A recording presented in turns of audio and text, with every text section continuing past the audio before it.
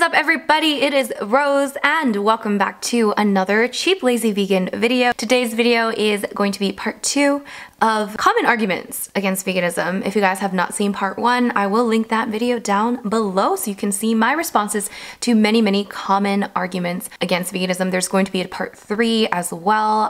There's just so many arguments that just need to be refuted once and for all. By the way, as you can see, I am super duper tanned, and that is because I just came back from my big 2-week trip, my very first time in Africa. I was mainly in Tanzania, even though I landed in Kenya, but I was mainly spending most of my time in Tanzania. The purpose of the trip was to visit the Serengeti, which was amazing. I'm definitely gonna be posting videos with regards to that very soon, so you guys can stay tuned for that. I also have a vlog channel if you guys want to check out my second channel. I'm sure I'll be posting so much from my trip. Anyways, yeah, I ended my trip in Zanzibar, which is an island in Tanzania, and Lord, I got too much sun. Okay, let me just tell you, I was like so burned. I think I got sunstroke at one point. I was sick. Guys, sun protection, very important. Anyways, tangent. Once again, okay. All right, guys, so here we go. Let's get started with some common arguments against veganism.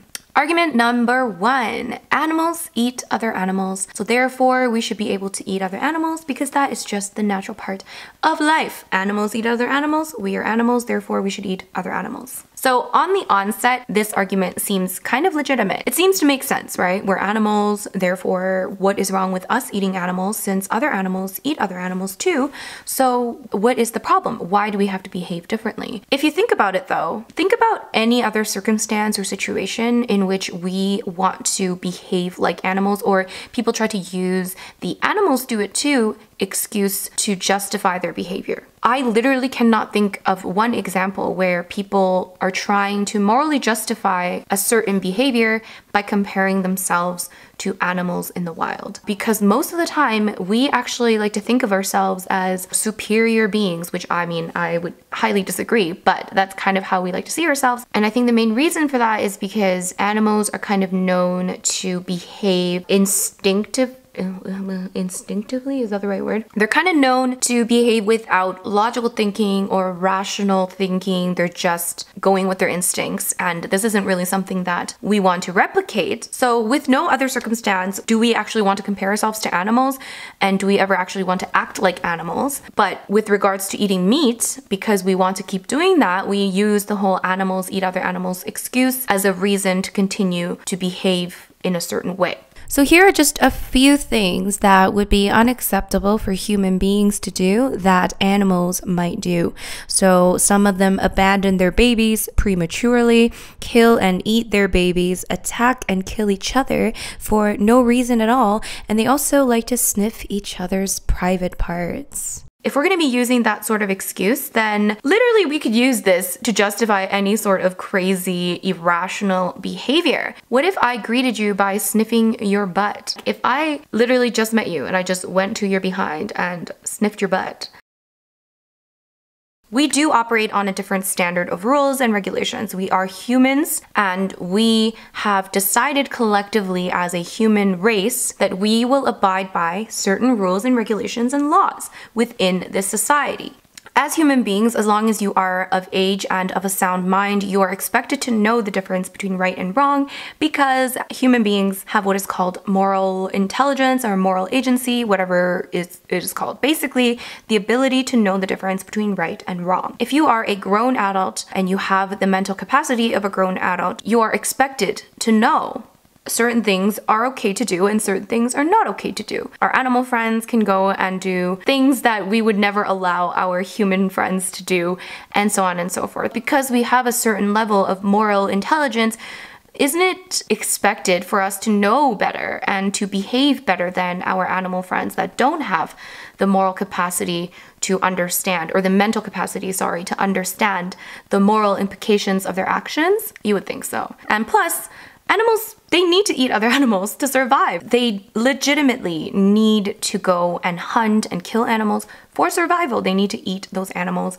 in order to live and breathe and be of existence. We do not need to do that in our day and age. Of course, if you live in some sort of society or country where you rely solely on animal products to survive, then I'm not going to tell you to go vegan. But we're talking about what you can do at that moment of time. You're not expected to starve, but if you have tons of options out there and you are choosing to eat animal products, then that is when we say, okay, maybe we can try to go vegan. Like, it makes sense. I don't know if I just rambled on and on and on, but in summary, human beings are expected to know the difference between right and wrong because we have what is called moral intelligence. Because of our moral intelligence, we abide by a certain code, a certain set of rules and laws as human beings. Our behavior is governed very differently than other animals in the wild. In no other situation do people want to behave the way that animals do in the wild. And of course, animals need to eat other animals to survive. We do not. So this animals eat other animals argument, I've actually done a full video dedicated to that. So if you guys want to see that full video where my arguments are probably a little bit more organized, I'll link that down below so you can watch that video if you want to delve into it deeper. Second argument is the animals are already dead. I didn't kill them. The meat is in the grocery store. There's nothing I can do. The cow's already dead. What do you want me to do?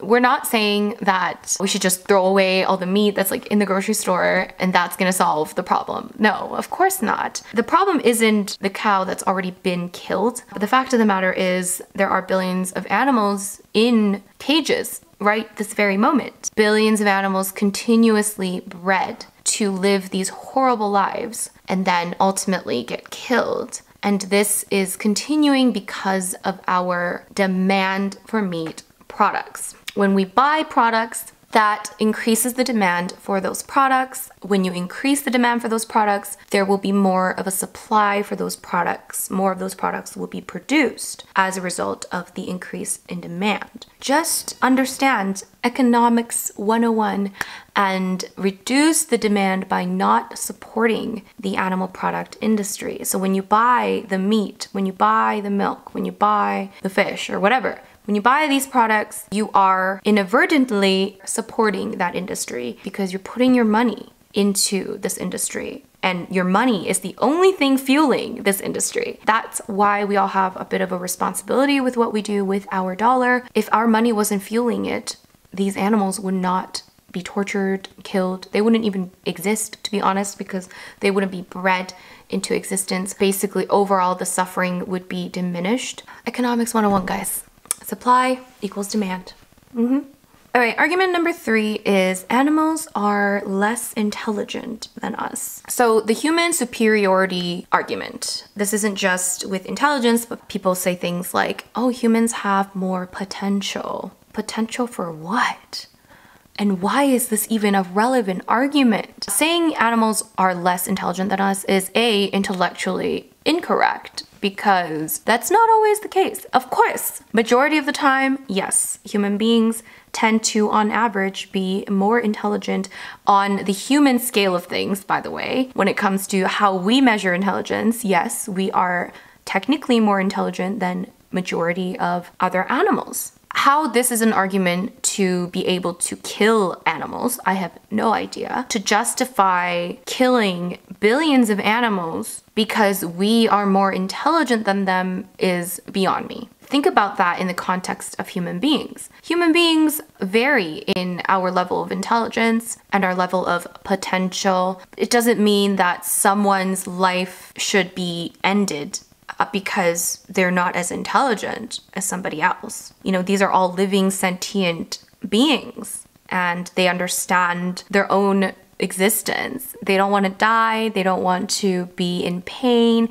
They don't want to suffer. These are all common traits that we all have as sentient beings. So intelligence is not a factor to discuss in this manner, unless you can agree somehow that it's okay to kill off unintelligent human beings, which I'm sure most people would not agree to that, and that sounds absolutely ridiculous. I'm going to use a bit of an analogy to illustrate my point. So when we use the animals are less intelligent argument, it's pretty much like saying women are weaker and therefore don't deserve the same rights as men. Yes, the majority of women are physically weaker than the majority of men, but there are many women that are stronger than many men, and unless we make an exception that weaker men should also be stripped of their rights, then the argument is invalid.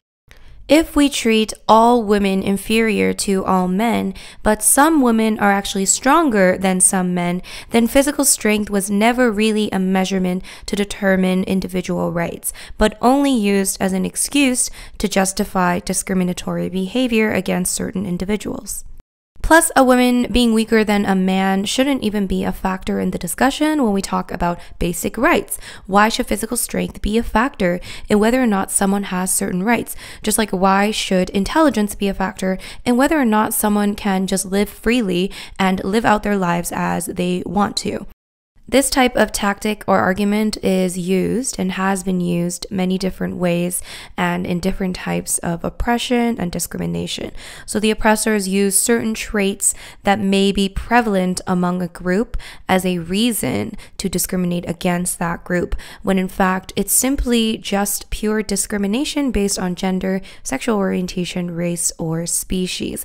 If a human being was just as unintelligent as an animal, would we be okay giving them the same treatment as a farm animal?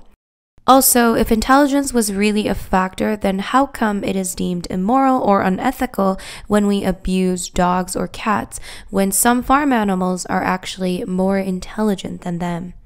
I understand that we have an emotional connection to other human beings. That's very normal. Just like elephants, I'm sure, have a higher connection to other elephants. However, that doesn't mean that it's morally okay to do inhumane, horrible things to other animals simply because we think we're better than other animals. Even if we were better than other animals, that's not a justification to harm another life simply because we can, especially when there's alternatives and you don't have to. So yeah, I only covered 3 arguments in this video, but because I went on and on and on, I'm gonna end the video here. I'm definitely going to be filming a part 3 of the common arguments against veganism, so definitely stay tuned for that. That will be coming soon, I'm sure. If you guys enjoyed this video, of course, please do not forget to give it a big thumbs up and let me know your thoughts down below in the comment section. Of course, if you're new to this channel, don't forget to subscribe, and I'll see you guys in my next video. Bye!